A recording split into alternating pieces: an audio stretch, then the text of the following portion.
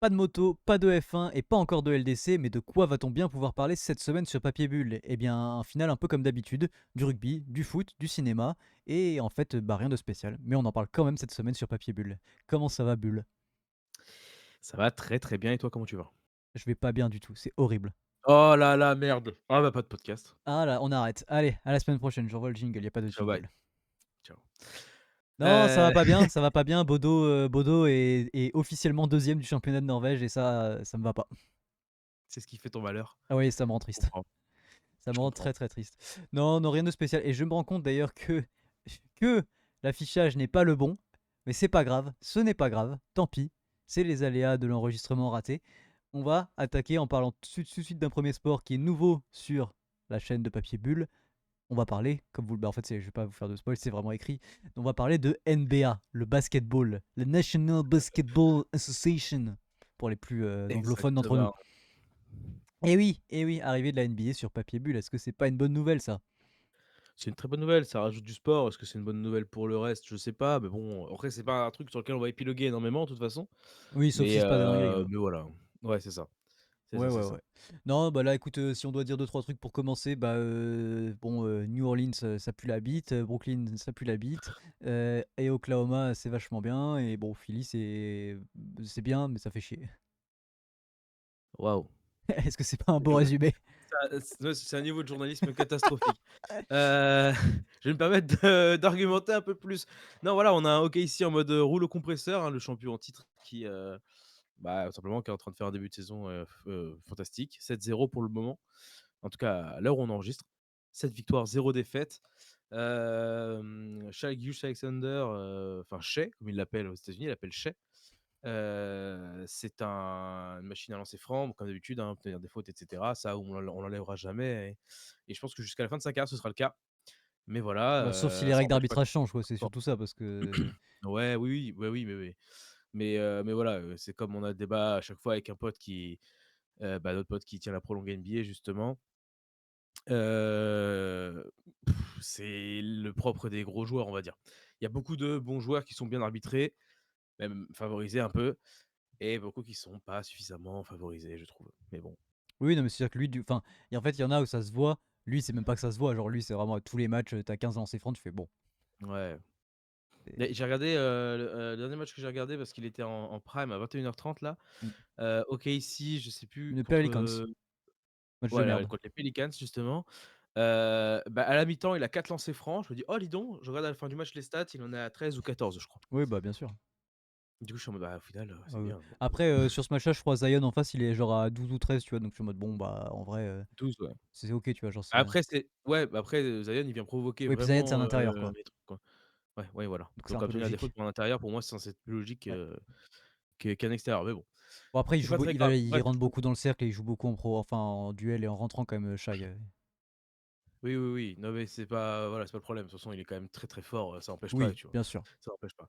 évidemment. Toujours est-il que, les champions en titre, bah, ils jouent pas à 5, mais ils jouent à littéralement 10 voire, 11 tellement, les bancs est fourni, donc forcément ça aide aussi. Ouais, c'est-à-dire que vraiment le Heu, peu enfin, d'apports qu'ils ont eu et le peu enfin, de choses qu'ils ont ajoutées, c'est des choses intelligentes. Et c'est-à-dire que vraiment là, enfin, ouais, ils étaient très forts et ils sont encore plus forts. Genre, c'est vraiment, tout c'est très intelligent. Je trouve le GM et tout ce qui a été fait depuis 5 ans, on va dire, quand même. Enfin, on voit, ça paye. C'est quand même vachement intelligent, quoi. c'est ça, c'est ça, c'est ça et puis bon, on se demande juste qui va pouvoir les battre, quoi. Qui va pouvoir, faire tomber OKC, Bah, le seul parce truc que qui là les fait tomber pour moi, c'est une grosse blessure, genre de Shai. ouais, encore, je me demande même si juste une blessure de Shai, Ouais, enfin mais ça pour moi, ça changera pas si, grand-chose, si, si, quoi, je pense que mais si, je pense que parce que Shai, malgré tout, enfin, tu vois, même si il porte pas, je sais pas si c'est un leader vocal ou quoi, mais je pense que quand t'as un joueur comme ça, s'il se blesse, tu vois, c'est comme aux Pacers quand notre ami il se blesse, tu vois, genre les Mathurins et tout ça derrière, ils baissent de niveau, tu vois, je trouve. Et je pense qu'il y a quand même un truc où si ta superstar, elle est pas là, c'est pas pareil, quoi. oui, oui, je pense que de toute façon, ça aura forcément un impact, mais je sais pas si alors, ils seront peut-être plus enclins à perdre des matchs, en effet, mais est-ce que, pour le coup, ils seront, quand même, moins forts? Oui, mais est-ce qu'ils seront, je pense, moi, toujours, de toute façon, au-dessus de leurs adversaires? Parce ils sont trop c'est le banc, enfin, toute l'équipe est trop forte, en fait. Défensivement, c'est ce qui m'impressionne le plus, moi, mais Mais ouais, ouais. Donc bon, après les 70 victoires, ça peut les taper très largement. Un record de victoires, enfin de ratio, je veux dire, Non, victoire-défaite, ça peut aussi le faire, je pense. non, Donc non, mais toi, tu es juste un fan oui, du record, oui. donc tu pas positif. Mais moi, je pense que ça peut Ah, très c'est pas une largement le question faire au d'objectivité, c'est une que j'ai fois pas match. envie. C'est pas, oui, ils peuvent le faire, je m'en bats les couilles, mais moi j'ai pas envie. Mmh. Ouais, oui, voilà. Voilà, non, sinon très bon début de saison aussi, un peu étonnant, mais des Spurs quand même, qu'on n'attendait pas forcément faire un aussi bon début de saison, on va dire. Et Qui ont tenu la première défaite au 6e match, donc voilà. Et en même temps, j'ai envie de te dire que c'est rassurant parce que, maintenant le projet Wembanyama est quand même dans sa troisième année. C'est-à-dire que voilà, là, il faut commencer à se dire que l'objectif, pour moi, l'objectif, c'est minimum playoff sans play-in, quoi. C'est minimum sixième place, quoi. On est sur la troisième année, on a eu des apports. Wembanyama, il est plus tout seul. Wembanyama est encore plus fort que ce qu'il était. Si on nous dit que ce joueur-là, enfin, et ce que moi j'espère et ce que je pense sera le cas, va être MVP ou va amener des victoires à son équipe, des titres, troisième année, je pense que voilà, là, il faut commencer à montrer qu'effectivement, il y a quelque chose qui est faisable, tu vois. Moi, je pense que c'est pas encore pour cette année l'objectif playoff sans play-in, justement, parce qu'il y a pas eu de transition, il y a pas eu de moment où ils sont allés en play-in.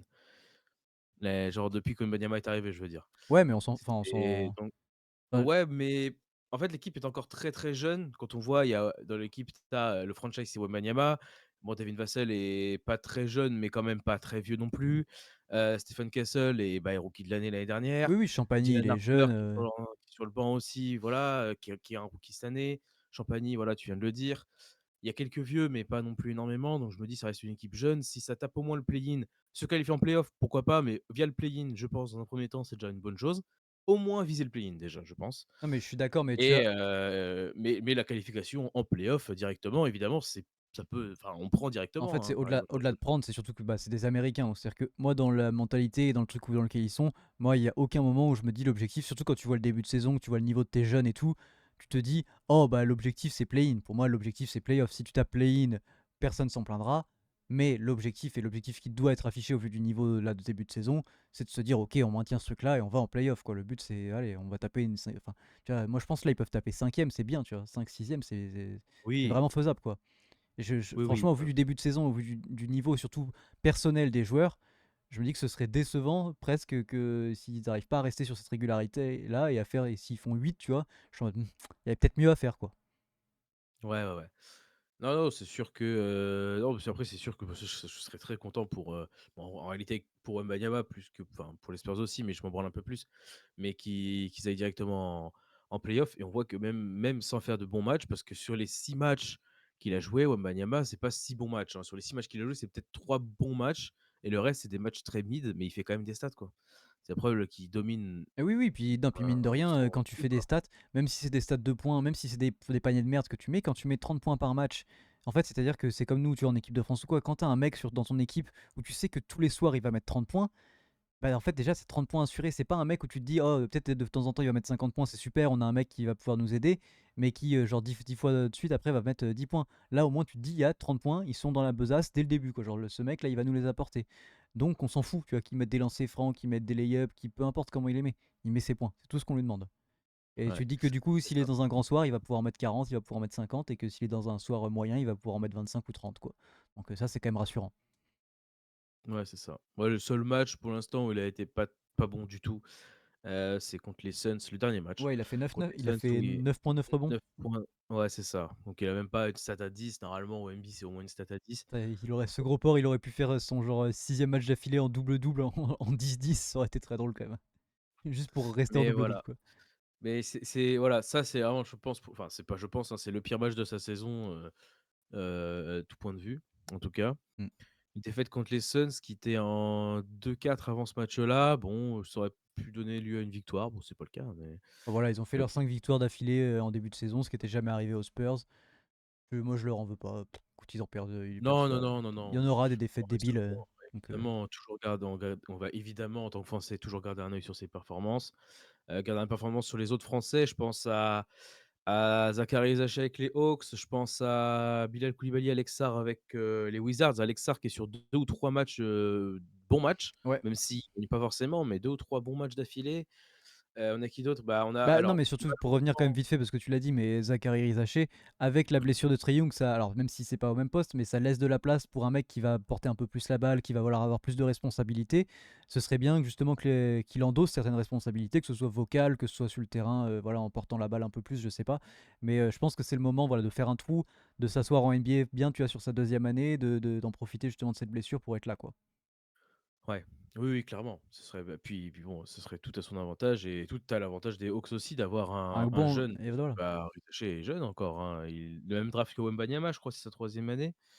Donc, C'est pas sa deuxième? Non, il est l'année où il y a Wembanyama, doit y avoir Koulibaly et il y a pas c'est pas ah, Rizaché il Koulibaly.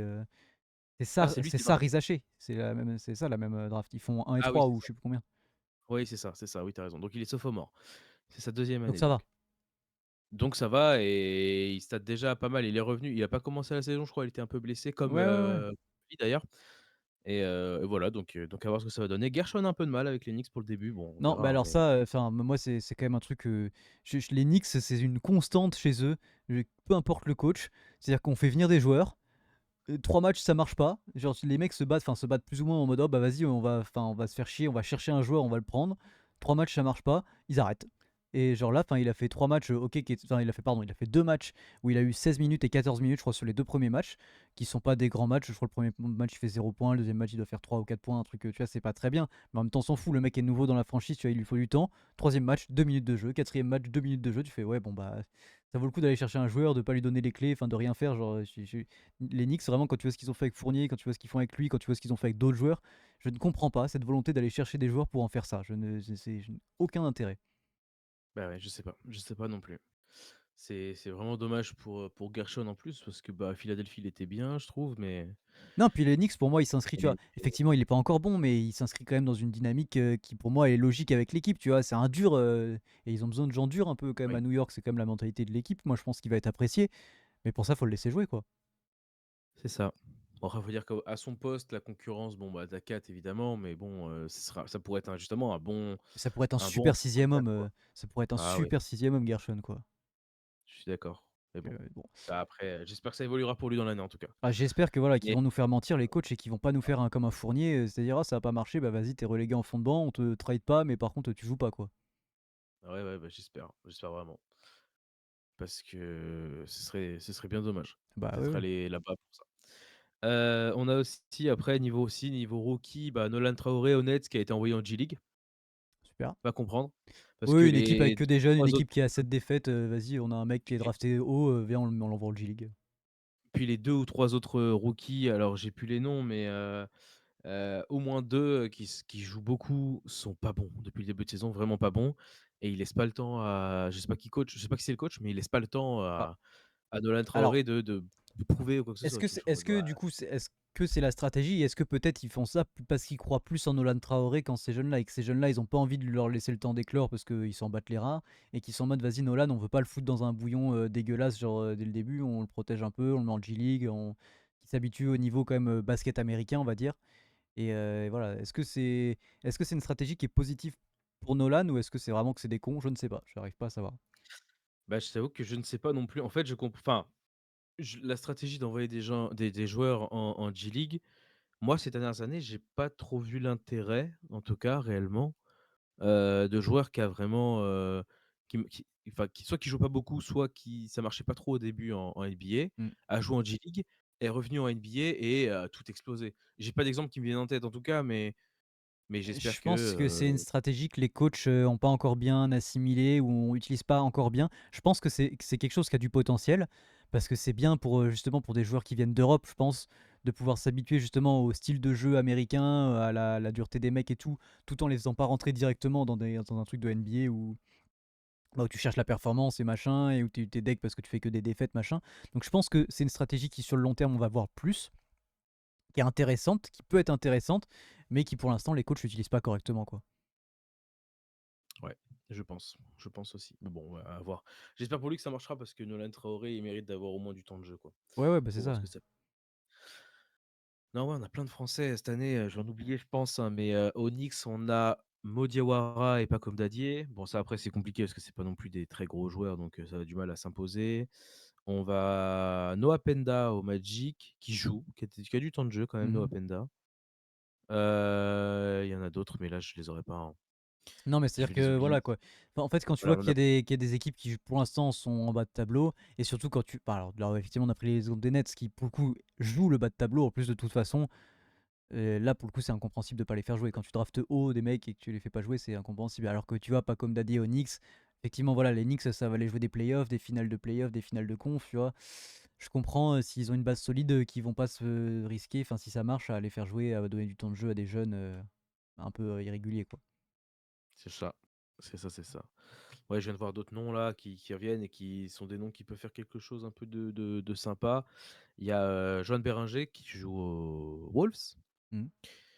qui a du temps de jeu aussi. C'est pas trop trop mal, justement. Et l'autre nom que j'ai vu, c'est Noah Essengue aux Bulls. Ah oui, bah oui. Les Bulls qui ont un très bon ratio en plus, qui sont en Voilà, 5-1. alors franchement, quand tu Au regardes le final, top 3 à l'Est, il est fou hein, pour l'instant. pour l'instant, c'est un peu inattendu. C'est Fila, ouais, voilà, enfin, vous le voyez, hein, mais Fila Chicago qui sont en 5-1, puis Détroit Milwaukee en 5-2. Mm. Bon, ouais, c'est marrant, quoi. Ah Après, oui, voilà, oui, c'est le début de saison. Je oui, pense bien qu'on s'en sûr. rendra vraiment compte au bout de, allez, 15 matchs déjà. 15 matchs, on aura déjà un début de classement qui ressemblera peut-être à la fin de saison. Bon, on va pas se Peut-être. mentir, je pense qu'aussi bien toi et moi, la première place à l'Est, elle nous va pas. Hein. Non, bah puis c'est très étonnant surtout. Oh, puis j'en ai vraiment rien à foutre, quoi. Il y a un moment, j'en ai plein le cul de Philly, j'en ai plein le cul. Enfin, et pourtant, Dieu sache que moi, je l'ai défendu alors qu'il y avait déjà plein de gens qui l'avaient lâché, mais j'ai défendu Joel Embiid. Mais il y a un moment, en fait, où même moi, On peut y arrive plus là. même moi, j'en ai plein le cul de. Non, mais même au-delà de plus y arriver, parce qu'il peut y arriver s'il veut, mais la mentalité, je reviens pas, je joue pas. Bon, il y a un moment, Oui, plein d'air, quoi. oui, oui, oui. Donc Ah, voilà. c'est pour ça, ouais, on fera des points toutes les semaines, je sais pas sur la NBA, ça dépend. Ouais, par semaine, tu as 2 ou 3 matchs, je sais pas. Peut-être toutes les 2 semaines sur la NBA parce que c'est vrai Oui, que non, mais là, on a fait sauf un. si Non, mais là, oui, c'est ça. Puis là, on a fait un gros point parce que c'était le premier point et parce que voilà. Mais après, oui, on fera peut-être juste un point classement pour dire bon, bah, ouais, ouais, est-ce qu'il y a eu des mouvements? Est-ce que ok, c'est toujours premier. Spoiler pour les 8 prochaines semaines, les 8 prochains mois, oui. Oui, oui. Sauf bouleversement de la force, ok, s'il sera premier. Est-ce que les Nets seront derniers à l'Est? Oui, la réponse est oui. Clippez ça, clippez ça. Là, je fais le arbitrage vidéo. Clippez ça pour la fin de l'année. Ok, ici, sauf blessure. Sera premier à l'Ouest à la fin de l'année et les Nets seront derniers à l'Est à la fin de l'année. Voilà. ça y ressemble. Sauf si Washington se sort les doigts. Ouais, Dans le mauvais sens, hein, bien sûr. ouais, bien sûr, ouais. Mais là, déjà, une Mais bon, victoire, quelle honte. Une victoire déjà pour Washington. ouais, Bref. Bon, voilà, c'était le petit, mais quand même gros point finalement NBA pour l'arrivée de la ouais. NBA sur papier bulle. Et on va passer tout de suite au deuxième sport du week-end, le sport récurrent, jingle tout de suite top 14.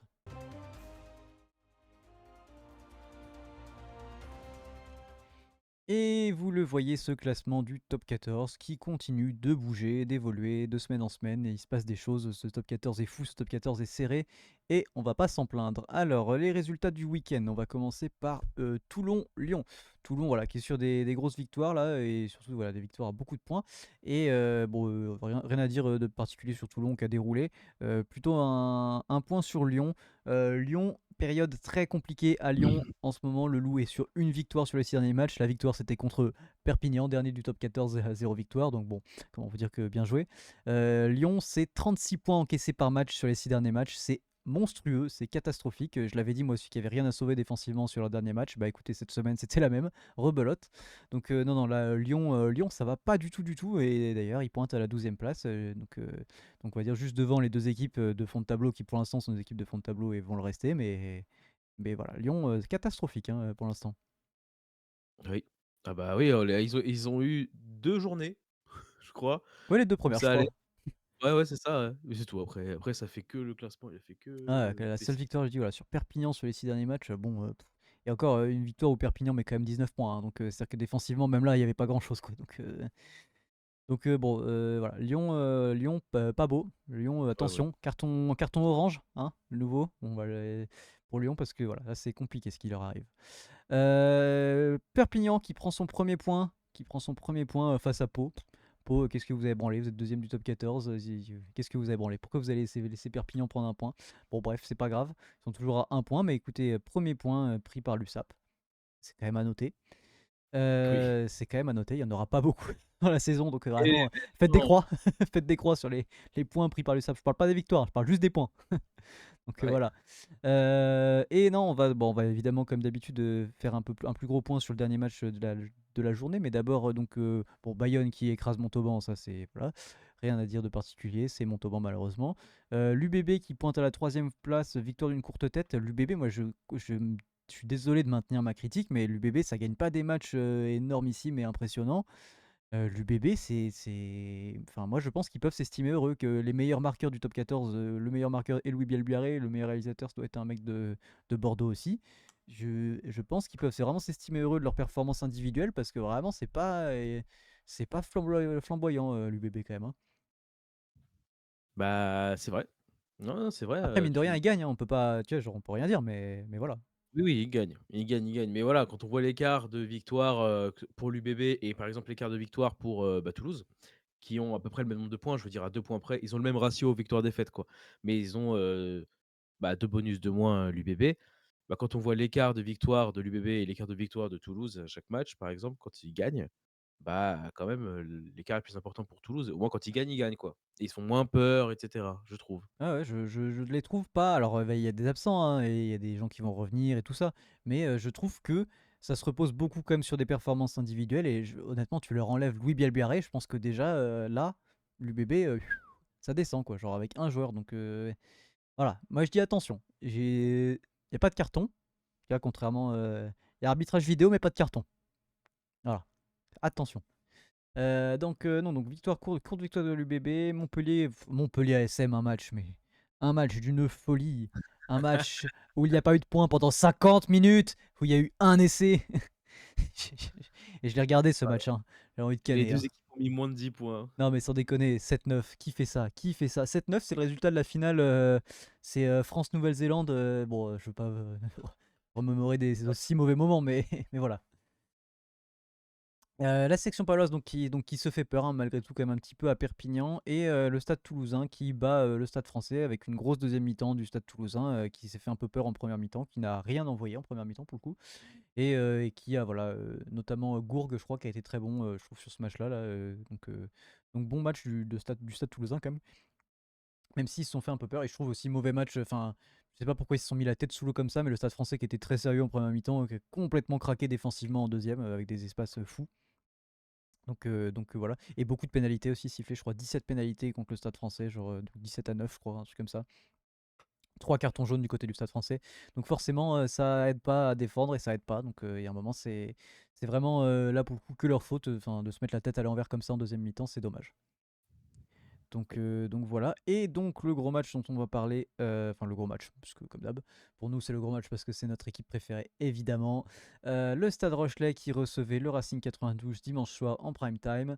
Et donc une grosse victoire, 33-6 avec le bonus offensif face au Racing. Donc match très rassurant de Greg qui va en sélection donc, mais qui n'était pas parmi les joueurs protégés, donc qui pouvait jouer ce match de top 14. Voilà, donc qui rassure. Je pense qu'on n'aura pas trop de doutes. Moi, je pense que la troisième ligne, ce sera probablement Gelon, Aldrid, Boudéan. Je Ouais, pense. Pour moi, il n'y a pas trop de doutes. ouais, je À pense. moins que ça teste. C'est possible que ça teste Olivon, c'est possible aussi. Mais bon, pour moi, c'est ça la troisième ligne titulaire de ce 15 de France. Donc Aldrid qui a été très rassurant, voilà, qui s'est remis la tête à l'endroit pour son 150e match sous les couleurs du Stade Rochelais.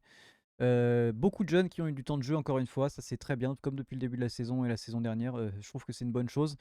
Si on veut avoir des saisons de transition et des saisons où, voilà, où on se remet la tête à l'endroit, justement, comme je disais pour Greg, mais pour tout le reste de l'équipe, c'est bien. Beaucoup de jeunes, moi je trouve que c'est une très bonne chose, j'adore ça. Donc essai de Leeds pour son retour après la fracture de la mâchoire, essai de Nignashvili et essai de Greg Aldrit donc sur ce match-là. À noter le jaune de Kadouri, bon, il n'a pas y passé 8 ans, mais alors l'arbitre qui a sorti le jaune tout de suite, il était à 30 mètres de l'action, il a rien vu de ce qui s'est passé. Il a sorti un jaune, on a vu le ralenti, il n'y a jamais faute, il n'y a même pas faute. C'est-à-dire qu'il saute pour faire le contre. Effectivement, il atterrit à l'endroit du coup de pied, enfin sur l'autre joueur, mais comme ça arrive toutes les semaines à tous les matchs, et genre vraiment, il n'y a rien. Donc vraiment, carton jaune. L'autre aussi, je sais pas, il avait envie de le sortir, il en avait pas sorti du match, j'ai pas compris. Donc voilà.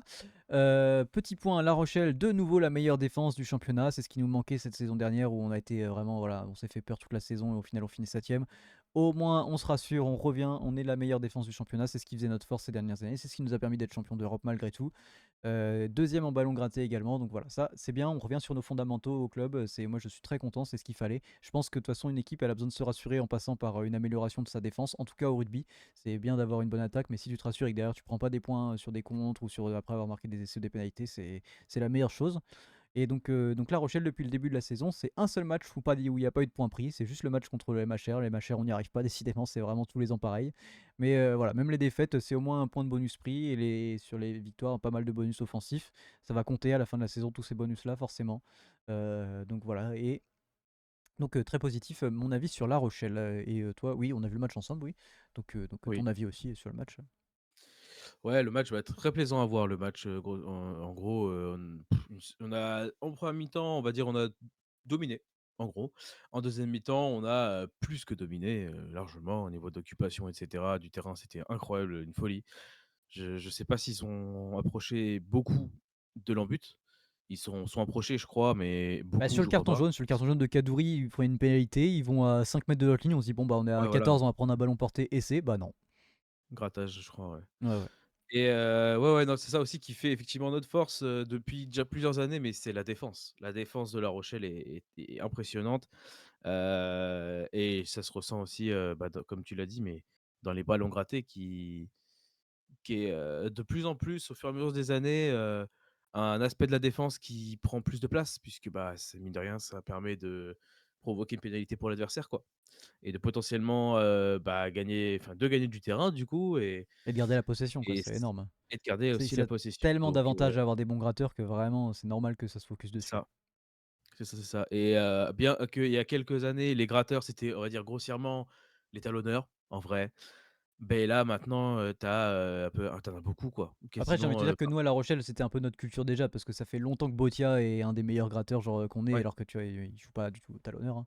C'est ça. Mais Mais tu regardes dans les autres matchs, même en équipe de France, les gratteurs, en gros, c'était les talonneurs. Maintenant, tu as effectivement, voilà, les deuxième, troisième lignes qui s'y mettent, bien sûr. même tu as même Même des des arrières qui neufs, s'y même mettent. des neufs qui souvent genre sont premiers sur les rucks ou des Ouais, trucs comme ça, qui se sont attaqués et qui arrivent voilà. Bah, après c'est normal que sur les talonneurs, faut avoir un centre de gravité assez bas, faut être assez trapu, voilà, pour pouvoir poser les mains et pas se faire bouger après sur le oui. déblayage, donc c'est normal, mais après, Mais donc voilà, ouais, ouais, très, très satisfait pour l'instant de ce début de saison. J'espère que ça continuera comme ça. Là, il y a la petite trêve internationale, mais on a le match contre Toulon, qui arrive et et on bah, verra, en espérant, s'il y a victoire contre Toulon, ça remonte à la première place, en tout cas au moins égalité de points. c'est ça. Et bah, écoute, double très bonne transition parce qu'il y a un point donc les grattages, on en reparlera juste après. Mais là, on va parler donc de la position de Ronan O'Gara. Je sais pas si tu l'as vu ce que Ronan O'Gara il a dit, sur, le match contre Toulon la semaine prochaine. Est-ce que Non. alors, après la conférence de presse face au Racing, O'Gara se posait la question de s'ils allaient jouer le match ou pas, en fait. Alors, bluff ou pas bluff, mais en gros, c'est ce que O'Gara enfin, bon, O'Gara, bon, il a toujours des phrases que voilà, des phrases un peu voilà, il sait pas en plus, il l'a dit en conférence de presse, il a même pas concerté ses présidents, ses dirigeants ni rien, mais en gros, il en a quand même parlé à ses joueurs et il y avait des joueurs apparemment qui étaient plutôt d'accord. C'est qu'en gros, bah, surtout qu'on l'année prochaine, ça va être acté par, World Rugby, il me semble, en termes de repos des joueurs, les joueurs jouent beaucoup, les joueurs sont très fatigués et qu'ils trouvent que la ligue a fait aucun effort pour replacer le match genre le lendemain sur un terrain neutre ou sur un terrain pas loin, genre qui aurait pu se faire et tout. Genre ils ont pas fait ça. Et que du coup, genre là, ils se retrouvent pénalisés avec des joueurs, enfin beaucoup de joueurs qui sont déjà fatigués et qui vont se retrouver à ne pas prendre leur semaine de vacances. Et il est en mode, bah si c'est pour, enfin Toulon a un peu moins d'internationaux français que nous, en tout cas pour l'instant. Et Toulon a une grosse équipe avec beaucoup de joueurs internationaux étrangers et tout ça. Et il a dit que si c'était pour aller blesser des joueurs et blesser des jeunes ou des trucs comme ça la semaine prochaine en ayant une équipe B, enfin et tout ça, et que pour que les jeunes prennent pas de vacances et qu'en plus ils prennent une branlée et qu'il y ait des blessés, bah que en vrai il est en mode ça sert à rien et surtout qu'il trouvait que c'était un peu punitif de, même si Toulon y est pour rien, de se faire un deuxième déplacement parce que mine de rien le match à Toulon qui n'a pas eu lieu, bah, ils y sont allés et que la fatigue du déplacement elle y est quand même pour les joueurs et que là du coup ils doivent se retaper un autre déplacement et que ça fait chier que ce soit encore, enfin dans ce sens là quoi. Il aurait préféré que ce soit sur terrain neutre. Ça je l'entends pas forcément parce que c'est normal, Toulon ils ont quand même un match à domicile, enfin eux ils le veulent, c'est pas leur faute de leur côté. Mais effectivement, il se posait la question de est-ce qu'on y va ou pas en fait, et de ce que les joueurs ont envie d'y aller ou pas en fait aussi accessoirement. Donc voilà, moi je sais pas quoi en penser. Bah, en vrai, bah, déjà dans un premier temps, la fatigue des joueurs, bah, en effet, les joueurs jouent beaucoup, énormément, et quand ils jouent pas en club, ils jouent en équipe nationale et bah, c'est un peu le parallèle avec le foot qui est la même chose en gros. C'est-à-dire qu'ils jou il y a trop ils jouent trop et en plus au rugby alors, au rugby, ils peuvent pas se permettre et heureusement encore, hein, ils peuvent pas se permettre de faire 3 matchs dans la même semaine comme c'est le cas au foot des fois, on va dire. Mais mais déjà, 1 match par semaine, c'est hyper fatigant, c'est beaucoup plus Bah, physique parce de qu'il y jouer a au du rugby. contact Les et alors du contacts, coup pour tout revenir ça. rapidement sur ce que je disais tout à l'heure, sur l'évolution des règles World Rugby, en gros là aujourd'hui actuellement, alors je sais plus à combien il est, mais il y a un nombre de semaines qui est fixé dans l'année où les joueurs doivent faire des semaines sans contact, donc c'est-à-dire pas d'entraînement, tout ça, c'est pour ça qu'il y a vraiment des semaines de vacances obligatoires. Et du coup, l'année prochaine, ces semaines seront augmentées, il y aura plus de semaines et il y aura des périodes minimum, genre toutes les 7 semaines tu devras faire une semaine, enfin un truc, un délire comme ça, tu vois, j'ai plus exactement les règles. Mais du coup je me dis que même là, tu vois, typiquement, l'année prochaine, s'il y a un match à rejouer comme ça, je ne sais pas comment ils feront. S'ils trouvent pas une solution pour le refaire jouer le lendemain ou un truc comme ça, je ne sais pas comment la Ligue fera. Bah, ouais, bah, moi non plus parce que et là, j'en viens à l'autre point de, bah, le match a été annulé trop tard, Oui, parce qu'on le en fait. savait, on l'a su toute la journée, hein, que le match pourrait pas se jouer. On se demande pourquoi ils se sont volés la face. Enfin, ça, c'est la faute des dirigeants à Toulon, hein, mais enfin, du préfet surtout. Mais bon, bref. Mais du coup, bah, forcément, un déplacement à La Rochelle-Toulon, tu traverses la France entière où tu as, je suppose qu'ils y vont en bus, donc tu as, une bonne dizaine d'heures de route, 10-12 heures, je pense, Mm. de route pour y aller. Donc forcément, bah, ça fatigue. Comme tu as dit, ça fatigue et voilà. Autant je suis pas d'accord avec Ogara sur le fait de le faire, sur terrain neutre. Pour moi, c'est normal que ça se joue à Toulon quand même, Oui, oui, c'est un ça, je match suis à d'accord. domicile. Ils sont pas censés être punis pour ça, pour moi, mais autant, c'est vrai que le sujet de le remettre aussi tard, on va dire, bah, fait que tu as double déplacement dans la saison, quoi. Donc Bah, c'est heu, ça. Moi, je pense qu'il donc je faudrait. comprends Genre, l'idée, je crois mais que justement, le fait de le jouer le lendemain, ça, c'est pas possible avec les règles actuelles, justement, de trucs de contact et tout, parce que tu dois avoir une journée de repos, tout ça, machin. Mais je trouve ça complètement con parce que du coup, c'est-à-dire que tu peux jouer plus longtemps, plus de semaines, mais par contre, tu peux pas jouer genre le lendemain. Enfin, c'est con, tu vois. Ils auraient pu décaler leur match du dimanche, ils le jouaient le lendemain et puis c'est bon, quoi. Enfin, tu vois, genre, c'est pas grave. Enfin, on se démerdait un petit c'est ça. peu et c'est sûrement faisable, je pense. Donc, moi, je préférais qu'on aille plutôt là-dessus, sur les prochaines saisons, qu'on se démerde pour pouvoir jouer les matchs le lendemain, quoi. Comme au foot, bah, comme Ça, c'était le même joueur où il y a eu le match OM-PSG qui a été repoussé au lendemain, quoi. c'est exactement c'est ce que j'allais dire. Bah ouais. C'est exactement ce que j'allais te dire. Je te dis, bah, en fait, si le match a pu se jouer à Marseille le lendemain, pour le classico, bah, Marseille-Toulon, enfin, je veux dire, c'est pas loin, quoi. Ah non, mais c'était les Donc mêmes problèmes. C'était les mêmes problèmes. c'est-à-dire que si le terrain était bon, pour jouer à Marseille, il était bon pour jouer à Toulon, je veux Bien dire le sûr. lendemain. Bien sûr. Alors oui, ils auraient passé une journée en plus, là-bas, mais bon, c'est pas très grave, tu es déjà sur place, tu as Ah, pas mais besoin de refaire les les joueurs trajets. ont déjà dit, enfin, donné leur avis là-dessus. Ils auraient préféré de toute façon, hein. Bah ouais, donc j'espère qu'il y aura un truc qui sera fait parce que visiblement, du coup, de ce que tu me dis, c'est pas du tout enfin, c'est pas dans la règle et cetera de remettre au lendemain, mais j'espère qu'il y aura un truc de si le match peut être remis au lendemain, il le sera. Bah, Genre, j'aimerais bien. voilà, Surtout que là, mais c'est effectivement, pour c'est pas de éviter chance ça. parce que c'est le match du dimanche, mais et du coup, forcément, enfin, c'est remis en pas semaine. Mais sans déconner, du coup, il y a 6 matchs sur 7 qui sont le samedi. Bah, vas-y, si c'est un match du samedi, c'est encore plus simple de le repousser au dimanche, quoi. Donc voilà. Oui, bien sûr, bien sûr. Donc non, non, on verra ce qui se fait, mais je comprends la vidéo Gara sur, enfin surtout de demander à ses joueurs et que si les joueurs le sentent pas, si les joueurs, enfin, ont vraiment besoin de vacances, ont pas, enfin, se sentent fatigués, enfin ça sert à rien d'aller blesser ses joueurs en fait. Genre, si on Mmh. a déjà une infirmerie qui est déjà largement fournie, est-ce que ça vaut le coup d'aller blesser des jeunes en plus qui sont là, qui sont plus ou moins le joker médical quand même déjà de base? Bon, franchement, je peux comprendre. Après, ça, c'est pas une belle mentalité, je trouve, de se dire, bon, on va même pas jouer le match, mais en même temps, si c'est pour y aller et se prendre 50 points, bon. C'est ça aussi. Donc voilà, bon, avis un peu compliqué. Et donc du coup, deuxième truc sur le top 14 dont je voulais parler, tu l'as dit tout à l'heure, on parlait des ballons grattés. Je voulais quand même revenir sur, on en a déjà parlé en début de saison, mais là on va être un peu plus précis quand même, sur l'inconstance de l'arbitrage sur les terrains alors de top 14 et de rugby en général, parce que quand tu vois la différence sur les matchs internationaux et les matchs du top 14, t'as l'impression que c'est pas le même sport.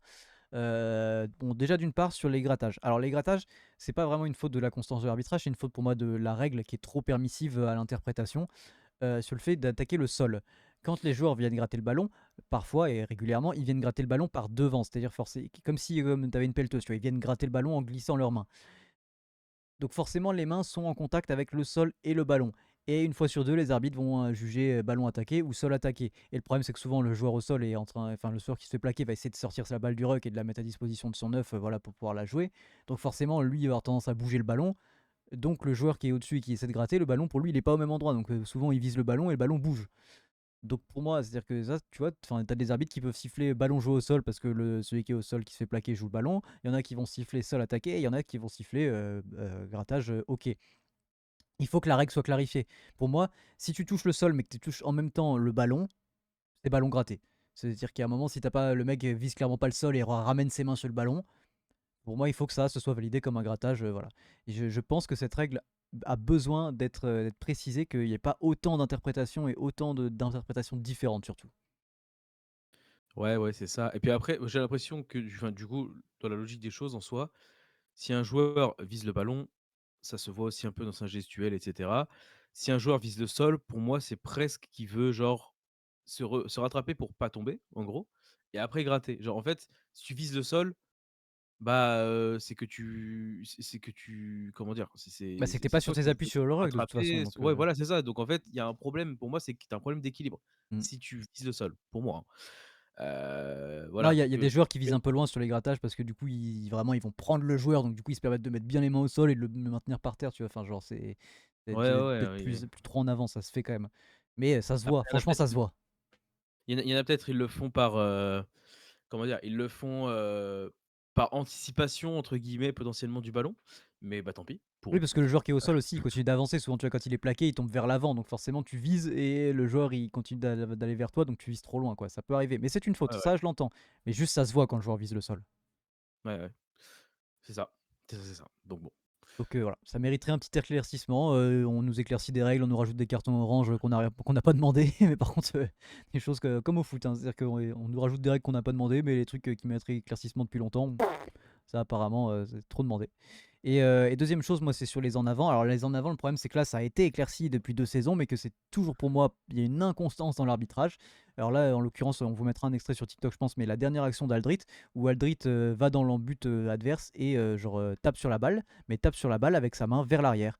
On nous a expliqué pendant 2 ans, suite à la défaite en Coupe du Monde notamment, qu'à partir du moment où le joueur jouait avec les mains vers l'arrière, que si le ballon allait vers l'avant à cause du rebond, à cause du vent, à cause de l'inertie, il n'y avait pas en avant parce que le joueur faisait action vers l'arrière.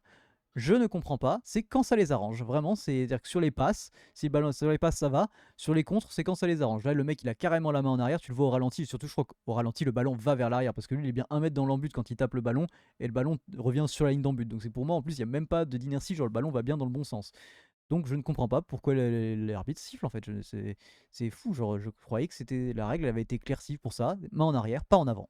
Enfin, Ouais, c'est le même cas, comme tu dis, hein, même cas que contre l'Afrique du Sud, donc en et coupe du encore, monde. et encore, parce que l'Afrique du Sud, il avait plus ou moins sa main vers l'avant en plus. Donc, Oui, c'était pas vraiment vers l'arrière, mais bon, la justification, c'était ça. oui, oui. Mais que moi j'entends, parce que Et c'est bien, ça dynamise le jeu, et puis c'est surtout une volonté de, voilà, le joueur a les mains vers l'arrière, il respecte la règle, il a une volonté de respecter la règle.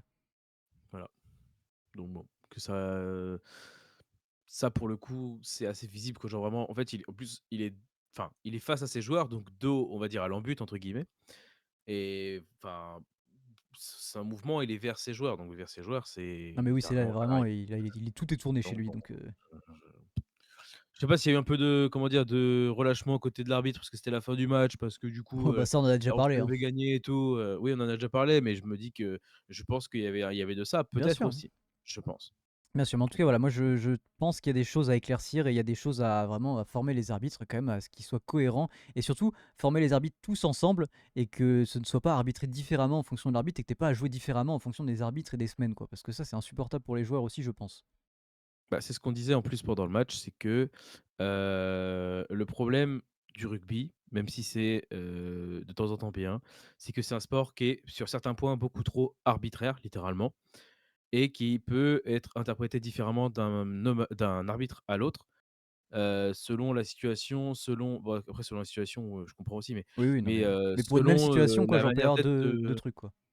ouais, c'est ça. En fait, c'est il y a des points, des Ah, heu et du coup, forcément, bah, ça peut porter à débat parce que, tous les arbitres n'arbitrent pas forcément de la même manière, quoi. Mmh. Donc Alors attends, je t'ai perdu 30 c'est un peu secondes, chiant. c'est ma faute. Je crois que j'ai mon internet qui a buggé, mais ça normalement on t'a compris quand même, je pense. OK, bon, on Petit verra. problème de connexion, ça arrive les amis, ça arrive.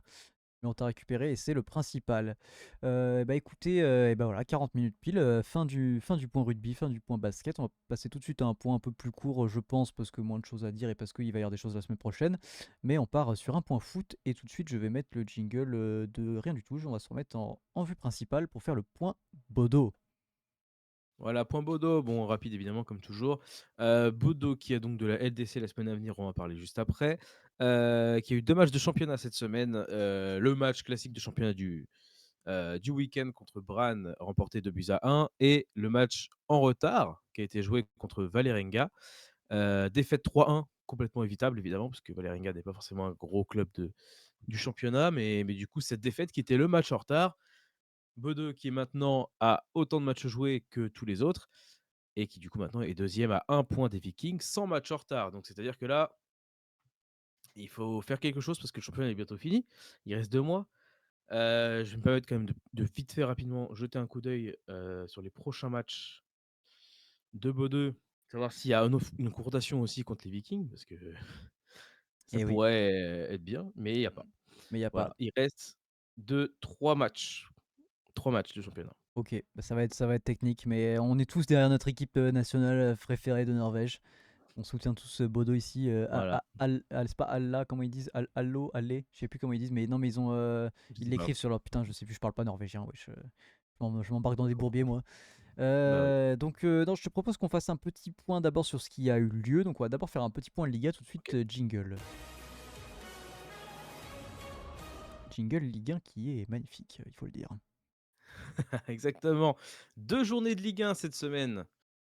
Pourquoi? J'en sais rien, mais 2 journées de Ligue 1. On va passer sur la journée qui a eu lieu en semaine, donc qui a eu lieu, mercredi dernier, je crois, si je ne m'abuse. Sur les 9 matchs, 4 à 19h, 5 à 21h.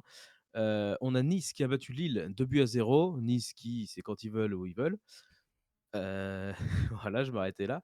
Lorient qui a fait la bonne opération puisqu'à domicile, ils ont seulement concédé le nul face au PSG, un partout. Et suite à ce match-là, ça voulait dire que si l'OM gagnait, le soir, il repassait premier. On va y venir juste après. On a eu dans la soirée, Toulouse-Rennes, 2 buts partout. Habib Beye, heu, j'en parlerai après parce qu'il y a un autre match du week-end, mais j'en parlerai après. On a eu à 21h donc le Paris FC qui recevait Lyon. 3 buts partout, score final. Lyon a mené 3-0. Je dis ça comme ça, voilà, à l'heure de jeu, ils menaient encore 3-0, il me semble. Grosse déroute, incompréhensible, j'ai vu le match aussi, j'ai pas compris. Voilà. Nantes-Monaco, le seul match, cette journée-là qui était sur beIN. Gros match, de fou, 8 buts dans le match, 5-3 pour Monaco, victoire. OM-Angers qui était le match, on va dire, de 21h, de partout pour l'OM qui n'a pas réussi à gagner et qui donc n'a pas repris la première place. Je parlerai du classement évidemment après, après avoir parlé de la Ligue 1 en général. Et ce week-end avait lieu la 11e journée de Ligue 1 donc. PSG-Nice, premier match, victoire 1-0 du PSG face à Nice, avec un but à la 94e minute de Ramos. Merci Ramos, encore une fois. Le meilleur joueur en sortie de banc de Ligue 1 et peut-être même des 5 grands championnats. Merci beaucoup. Monaco-PFC, le PFC a battu Monaco 1-0 à Louis II. Monaco qui gagne, qui perd, qui gagne, qui perd et bon, c'est un peu, voilà, Bon, à ils l'image de balancent pas mal de comme ils clubs veulent. en Ligue 1. Ouais, mais bon, un club comme Monaco, Ah oui, tu oui, vois, oui. c'est un peu dommage. Un club qui joue, je rappelle, quand même la Ligue des Champions. Auxerre-OM, victoire 1-0 de l'OM, donc plus petit des scores, mais ça suffit. Ça suffit pour gagner, comme le PSG, 1-0.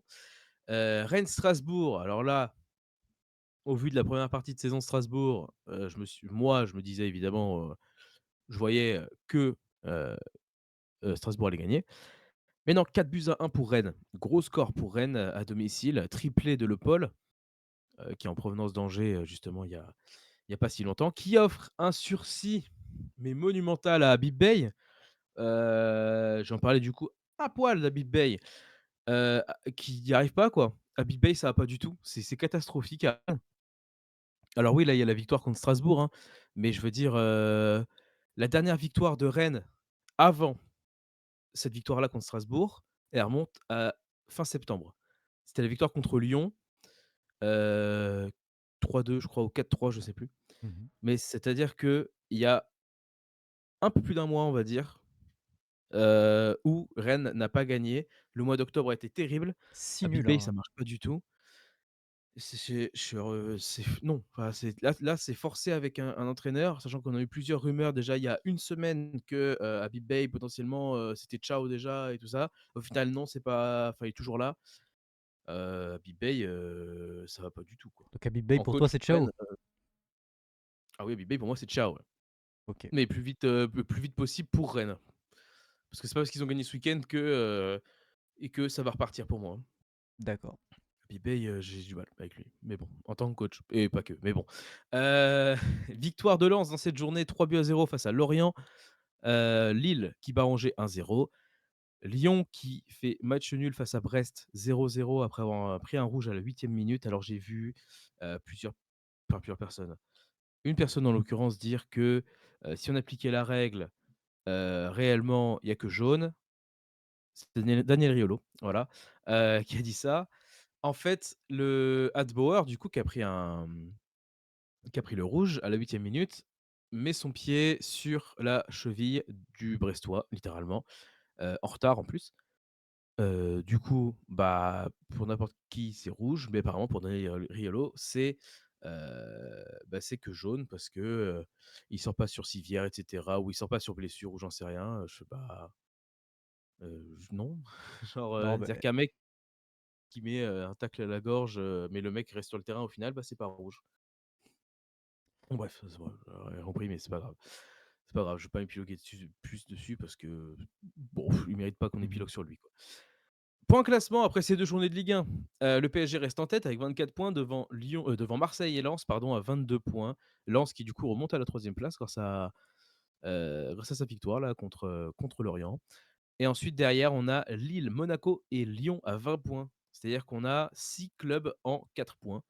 Ce qui est assez cool, en vrai. Ça reste on reste sur le rythme qu'on avait la semaine dernière, qui est que, beaucoup de clubs recentrés en très peu de points.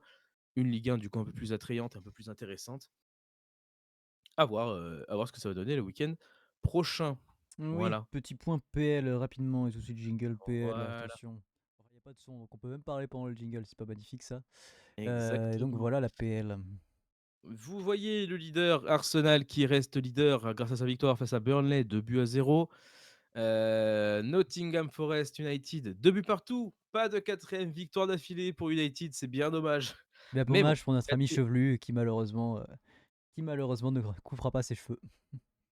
et non, et non, et non. Donc voilà, bon, c'est certes pas 4e succès d'affilée, mais en tout cas 4 matchs sans défaite d'affilée pour United, Rien ne va plus à qui United. bah, rien ne va plus. Enfin, tout va justement et ça Ouais, change, bah, quoi. pour eux, rien ne va plus. C'est ça. Le choc, je pense, de cette journée, c'était Tottenham-Chelsea. Victoire de Chelsea, 1-0, qui va remonter au classement, un peu, on verra. Après, Liverpool a gagné contre Aston Villa, enfin! Ah mais tout va mieux à Liverpool, Enfin! tout va mieux. Tout baigne pour Liverpool. Ah 3e voilà, écoute, Liverpool qui regagne, donc bonne nouvelle pour les Reds déjà. City Bournemouth, 3-1 pour City qui bat Bournemouth et Bournemouth qui avait fait un bon début de saison, donc bonne victoire pour City. Doublé d'Haaland dans ce match, et on remarquera qu'à City, c'est Haaland et les autres. Parce que sans Haaland, City, je pense que c'est terrible, parce qu'en termes de buts, je parle, parce que Haaland, c'est 13 buts pour City. Tous les autres joueurs de City, c'est un but, pas plus. Il y a pas un joueur de City qui a plus d'un but. yes. Voilà, le deuxième et c'est assez marrant du coup ça, je pense que vous l'avez vu passer, mais le deuxième meilleur buteur de Chelsea cette saison, c'est Esteve, un Français, qui joue à Burnley parce qu'il a mis 2 buts contre son camp face à City. Top. Voilà. Donc Donc voilà, bon après, Haaland suffit, hein, la preuve, hein, parce que Mais quand ils on va sont faire le point deuxième, après écoute. ils sont 2e au classement, voilà, c'est ça, 19 points, 6 points de retard sur Arsenal, leader, 25 points, qui a une belle marge. À la 3e place, on a Liverpool, Sunderland et Bournemouth, 18 points. Dommage pour Sunderland, parce que Sunderland a fait un partout face à Bah, Everton. dommage pour Sunderland et Bournemouth qui étaient 2 et 4 la semaine dernière et qui voilà, là passe à 4 et 5 quoi. Oui, c'est ça.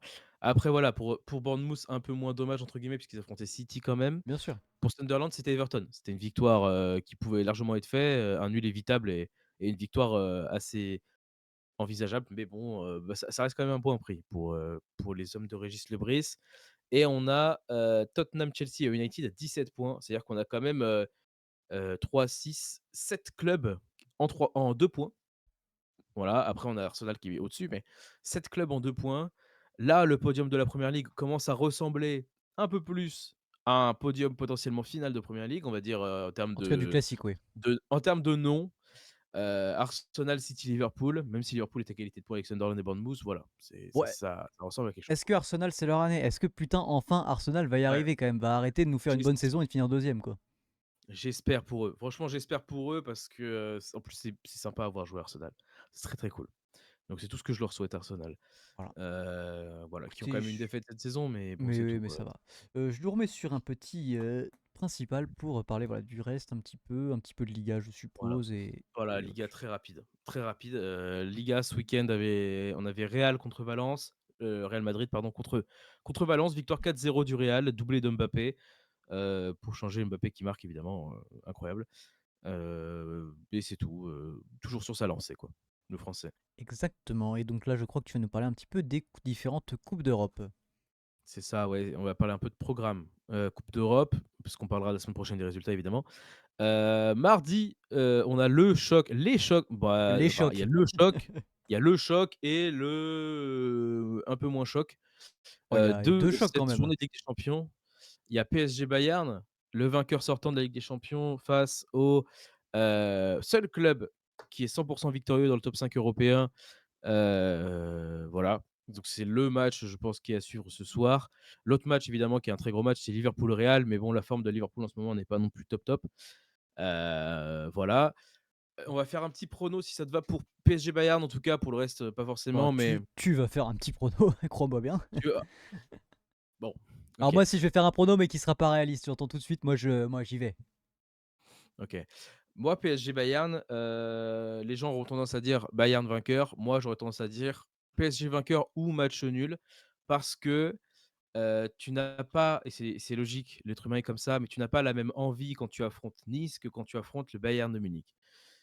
Pour moi, il y a un Paris Saint-Germain Ligue 1, un Paris Saint-Germain Ligue des Champions. Donc pour moi, le Paris Saint-Germain Ligue des Champions va faire un match, qu'on va, je pense, bien aimer. On va avoir un bon match parce qu'on a 2 bonnes équipes. Donc pour moi, prono du match, je dirais même carrément une victoire du Paris Saint-Germain sur un petit score, soit 1-0, soit 2-1, pas un gros écart.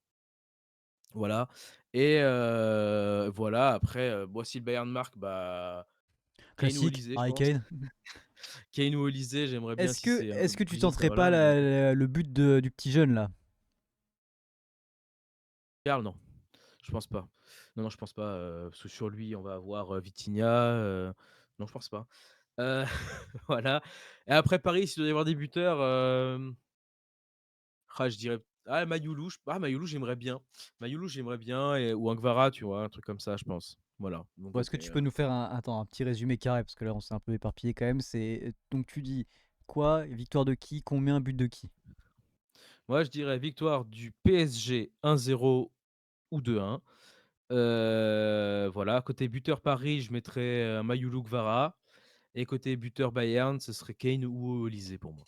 Ok. Et ben moi, je vais dire victoire du Bayern 5-0, quintuplé de Moussiala. Ah, c'est vraiment pas possible pour le coup. Eh oui! Eh oui! Non, mais je m'y connais beaucoup moins, mais j'ai le flair. J'ai le flair. Et enfin malheureusement, vous prenez dans le sens que vous voulez. Mais on aura un très gros match. Attention, on va avoir un très gros match, mais je pense que ça va faire match nul. Je pense que ça va faire match nul et je pense potentiellement que Paris va marquer à la toute fin. Genre, ça va faire 2-2 et Paris fait le match nul avec un but genre dans les 10 dernières minutes. Et buteur évidemment Kane, mais je pense que je vais dire Kane. Et un autre mec, voilà. Kane et un C'est autre tout, mec, Kane. mais je pense pas au Olysée, j'y crois pas. Ce sera Kane et un autre mec. Peut-être une passe D d'Olysée. Je pense passe D d'Olysée sur le but de Kane. Moi, ça, j'y crois. Côté Paris, je pense une belle frappe de Vitinha. Moi, j'y crois aussi, ça. Et un but Possible. de Kvara. C'est possible. En même temps, j'allais te dire, beaucoup de choses sont possibles. Hein. Nuno Des deux Mendes qui côtés. marque, c'est possible. Hakimi, c'est possible aussi. But Plein de gens, c'est de possible. quintuplé de Donnarumma pour le PSG. Waouh. 5-5, quintuplé de Enfin, Donnarumma et de Moussiala. waouh, waouh. Dingue.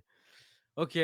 Voilà, petit point prono voilà, pour le match du PSG. C'est le seul prono qu'on fera, parce qu'après, on s'en branle un peu. En Exactement. réalité, Liverpool-Real, voilà, qui est l'autre match de la soirée à voir. Je pense que vous pouvez, si vous n'êtes pas forcément fan du PSG ou vous voulez pas forcément regarder que ça, je pense que le multiplex, on s'en branle les burnes, avec tout le respect. Vous mettez Paris d'un côté, Liverpool-Real de l'autre, si vous pouvez faire un multi-live, un multi-écran. Alors, je vais me permettre Vous de régalez. nuancer ton propos. Parce que tu oublies le troisième choc de la soirée. Frérot, il va me dire Bordeaux, je vais l'enflammer, frérot. Bordeaux qui affronte Monaco. Le choc Mono. mono Bodako. Voilà. Un choc magnifique. Voilà, évidemment, avec énormément de respect et tout le respect que j'ai pour Bordeaux, bon, voilà. Je m'en tamponne un peu les burnes. Il y a Oh Paris qui joue non, une oui, fois non, mais qui joue. j'entends, mais sachant que Bah, non, mais sachant que Monaco a perdu, moi je pense que Bodo ils vont être un peu dégoûtés de ce qui s'est passé avec Galatasaray. Et puis ça se joue là-bas, dans le grand Nord, comme on dit. Moi j'espère une victoire de Bodo, leur première victoire. ah, attends, moi aussi, évidemment, moi aussi. D'ailleurs, moi, je vois Bordeaux gagner Ouais, 2-1 moi.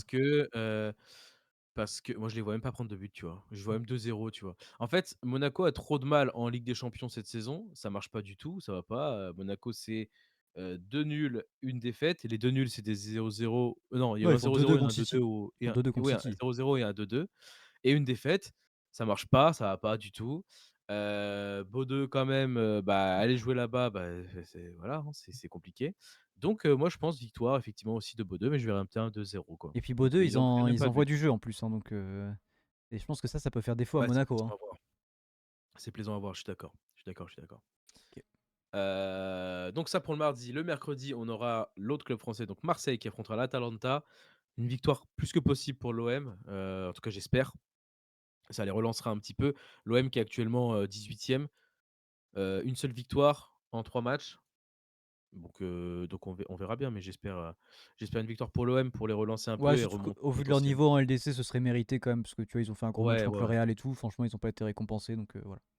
Ça, ce serait mérité. Ça leur permettrait peut-être de revenir dans les 8 barragistes, mais qui accueillent au retour. Donc ce serait bien. Et peut-être remonter un peu plus haut, qui sait, ou plus tard, quoi. Mm. Voilà pour les matchs de Ligue des Champions. En Ligue Europa, on aura Lille qui va se déplacer à Belgrade sur la pelouse de l'Étoile Rouge. Voilà. Heu, l'Étoile Rouge qui a fait les qualifs de, LDC face à Bordeaux justement, qui se fait éliminer par Bordeaux en finale des qualifs de LDC. Lille qui peut gagner, même si voilà, ils sont pas forcément sur une bonne lancée. Hem, on verra. Ils ont gagné contre Angers ce week-end, mais bon, ils ont perdu avant contre Nice, donc on On verra. verra, ça dépendra de la En qualité du parlant match de Nabil Fekir au Betis. non, alors attends, on n'y est pas encore. Et puis bon, heu Rien à voir, ouais. non, on parle de Nice. Là, Nice, Fribourg. Encore une défaite pour Nice. Voilà.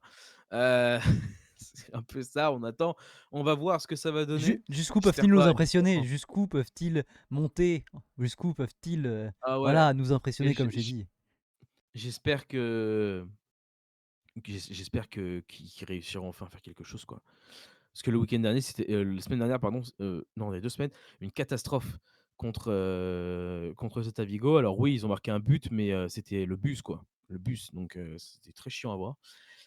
Et enfin, le match, le club français, on va dire, de la Ligue Europa, je pense, c'est, Lyon qui va sur la pelouse du Betis Séville. My badge était en avance. Heu, ouais, tu étais un peu en avance, ouais. Donc on va voir, mais adversaire atteignable pour moi, pour Lyon.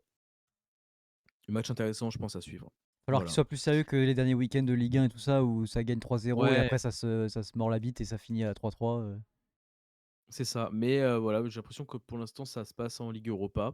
Il y a pas ce problème-là. donc j'espère que ça continuera ainsi. Et enfin, Ligue Conférence, Strasbourg qui va se déplacer à Aken, en Suède. Voilà, j'espère qu'ils vont bien rebondir après leur, déroute là face à Rennes, mais voilà, c'est tout ce que je souhaite en tout cas. On en parlera la semaine prochaine évidemment, Exactement, on aura un peu de temps là-dessus évidemment avec tout ça la semaine prochaine. Et d'ailleurs, semaine prochaine, petit sujet musique, en théorie, j'espère. En tout cas, ce serait le bon moment, il me semble. voilà. Il me regarde avec des yeux fantastiques. Alors, comment faire ça? Ce week-end, on a des choses de prévues, il me semble, et il me semble que du coup, Ah! un point musique s'impose la semaine prochaine. Oui, Enfin, en tout tu cas, t'en je sais verras pas. pas beaucoup de trucs ce week-end. Ouais, non, ah, bah non, c'est ça. Et surtout, on verra pas beaucoup de putain. En vrai, ça me fait trop chier parce qu'il y a le match de. Alors, du coup, il y a le match de La Rochelle à 16h30. Ça, on devrait réussir à le voir. Mais il y a le match de l'équipe de France de rugby contre l'Afrique du Sud. Moi, je le regarde en rentrant en replay, genre à là où on sera. Mais m'en bats les couilles si on se couche à 2h du matin. Mais je le regarde en replay en rentrant, c'est pas possible, genre, de pas le voir. Ça me ferait trop chier. Oui. Donc non, on va essayer quand même de rattraper les trucs qu'on pourra pas voir ce week-end, mais au pire, on parlera moins de sport et on se fera un petit point musique la semaine prochaine. Sans trop vouloir vous spoil, on va voir un concert avec deux groupes dans le même concert, et ça on aime. Oui. Voilà. Refermons cette page de sport pour cette semaine. Je pense qu'on va. Tu me dis ce que t'en penses. Tu me dis ce que t'en penses. Mais moi, je serais chaud qu'on fasse notre petit en vrac personnel musique film en premier et qu'on se termine voilà par le petit sujet sur un film en dernier. Vas-y. Ok, alors de mon côté, cette semaine, alors comme on vous l'a dit la semaine dernière, on a été voir, j'allais dire Nebraska, mais pas du tout, on a été voir Springsteen, Deliver Me From Nowhere, on est tous les deux retournés le voir, pas ensemble, mais on y est quand même retourné cette semaine parce qu'on a adoré. Moi je me suis acheté en vinyle Nebraska, très content, j'adore cet album, franchement, je l'ai découvert là avec le film, je trouve ça magnifique en termes de texte, en termes de musique et tout, enfin bref. Allez écouter Nebraska, allez streamer ça à fond, il sera trop content Brucey, donc voilà, n'hésitez pas, ça fait trop plaisir. Beaucoup de Billy Joel comme toutes les semaines de mon côté et de ton côté aussi. Et pas mal de Bruce Willis cette semaine. Alors oui, dit comme ça, vous allez dire, il s'est trompé, il parle de film, pas du tout. Avec l'album Le Retour de Bruno, je vous invite à aller découvrir Le Retour de Bruno de Bruce Springsteen. Vous savez quoi, je vous en parle pas trop, je ferai un TikTok sur Le Retour de Bruno parce que c'est quand même très très drôle cette histoire. Et en termes de film, donc comme je dis, Springsteen Deliver Me From Nowhere, je continue Superstore et j'ai découvert cette semaine Manchester by the Sea et peut-être que j'en ferai un petit TikTok aussi où on verra, mais en tout cas grand film, en tout cas grande performance de Casey Affleck, grand film je sais pas, je trouve qu'on en fait un petit peu des caisses parce que le film est quand même très bien noté sur la plupart des sites et j'ai trouvé que c'était un peu mou quand même, même si c'était très joli. À noter quand même qu'il y a un truc qui m'a fait beaucoup rire, c'est que dedans il y a Michelle Williams, je sais pas si tu vois qui est Michelle Williams, Mmh, une non, actrice non. blonde, t'as vu Shutter Island Ah toi? si, si, si, c'est bon, non, si, c'est bon. Ok. Mais je vois qui c'est. Donc Michelle Williams, comme c'est ce qu'on notait avec ma copine, qui globalement est connue pour faire des rôles d'épouse où ça se passe pas bien. C'est que ça. Shutter Island, elle est mariée à DiCaprio, ça se passe pas bien. Manchester by the Sea, sans vouloir vous spoiler, elle est mariée à Casey Affleck, ça se passe très très mal. Je vais juste vous en sortir d'autres comme ça parce que j'en avais d'autres là en tête. The Greatest Showman? Putain, je l'avais même pas. The Greatest Showman, elle est mariée, ça se passe pas très bien. Venom, elle est mariée, ça se passe pas très bien. Le secret de Brokeback Mountain, elle est mariée, ça se passe pas très bien. À chaque fois, c'est ça. C'est pas un personnage principal, c'est un personnage qui est le mari du personnage principal ou du personnage secondaire, enfin la femme dans l'occurrence, et où ça se passe pas bien. Où il y a vraiment un problème de mariage, mais grave. C'est vraiment, c'est une constante dans ces films. Je trouve ça hilarant. Bah, écoute, il y en a qui Voilà. sont bons dans certains Et trucs. voilà, elle est bonne pour être une mauvaise. Non, pas pour être une mauvaise épouse, pour être une épouse dans un couple où il y a des problèmes, parce que c'est pas toujours, voire pas souvent sa faute. Souvent, elle en prend plein la gueule Oui, alors qu'elle est pour rien. C'est ça oui. qui est quand même terrible. Voilà pour mon côté. Et beh, moi côté musique, bah, rien de plus, enfin même un truc en moins parce que j'ai pas forcément écouté de Bruce Willis quoi, mais j'ai écouté un autre Bruce Springsteen évidemment, après avoir vu le film, Handball Handball de Springsteen, Handball de Nebraska et Handball de tout le reste quoi. Bah ouais. Et évidemment Billy Joel. Ça Ça, aussi, ça c'est une va de constante soi, chez nous, Billy quoi. Joel, c'est une constante, ça ne bougera pas. À l'instar de Michelle Williams et de ses rôles d'épouse, nous, la constante Billy Joel, elle est là aussi, quoi. Aussi, exactement. En termes de films, j'en ai vu 3 cette semaine, donc 2 que j'avais déjà vus, mais je me suis retapé des kiffs. Je suis allé voir au cinéma Smashing Machine avec, donc Dwayne Johnson et Emily Blunt et j'attends que tu le vois peut-être ou j'en parle avant? Je peux en parler un peu. Sans sans Parle sans spoiler, ouais. non, je vais pas sans spoiler. Non, je vais parler sans spoiler. Heu, c'est le meilleur film pour moi, en tant qu'acteur de Dwayne Johnson, Smashing Machine. ça n'est pas pour autant un excellent film. Le film est cool à voir, oui. Le truc, c'est qu'il a, voilà, je trouve un jeu qui est très monotone pendant, 1 heure et demie, je crois, le film. Enfin, pendant la durée du film, quoi. Il est toujours il parle toujours avec une voix assez calme, posée. C'est le gars très sympa, très cool, très, avenant avec les gens et cetera. Il s'emporte peut-être, allez, 2-3 fois un peu dans sa colère un peu, mais c'est pas non plus flamboyant de ce côté-là. Alors c'est sûr que c'est par contre, c'est hyper sérieux et c'est le premier film, je crois, où il ne fait pas de vannes. Parce que globalement, Dwayne Johnson, des films, c'était: je me bagarre, je tire, je fais des vannes». Là, il se bagarre parce que c'est le propre du film Oui. évidemment, mais il se bagarre pas pour se bagarrer, quoi. Je veux dire, c'est Alors vraiment, alors, il se bagarre pas pour se bagarrer. Si. non mais je veux dire, non mais je veux dire, il se bagarre pas, contre des méchants. Oui. Dans cette idée-là, quoi. Non, mais je veux dire, voilà, c'est le propre du film évidemment de se battre, mais je veux dire, c'est pas de la bagarre, comme on peut le voir dans des films d'action, quoi. Mmh. Hem, donc bon, c'est vrai que pour le coup, c'est quand même un bon film à voir, en effet. Maintenant, je pense que, c'est c'est un film qui peut être un léger tremplin pour potentiellement autre chose. Disons qu'en fait, il a aussi présenté, autre chose, en termes de d'acting qui est assez intéressant, je trouve, mais qui peut être largement développé et je sais que c'est son comment dire? Sa C'est ce volonté. qu'il veut, en tout cas. Ouais, voilà, sa volonté, ouais, c'est le mot. C'est sa volonté de vouloir faire des films un peu plus sérieux et de vouloir sortir un peu de cette image d'acteur seulement de films d'action, d'acteur humoristique et cetera. Et c'est tout à son honneur, en effet, hein, voilà.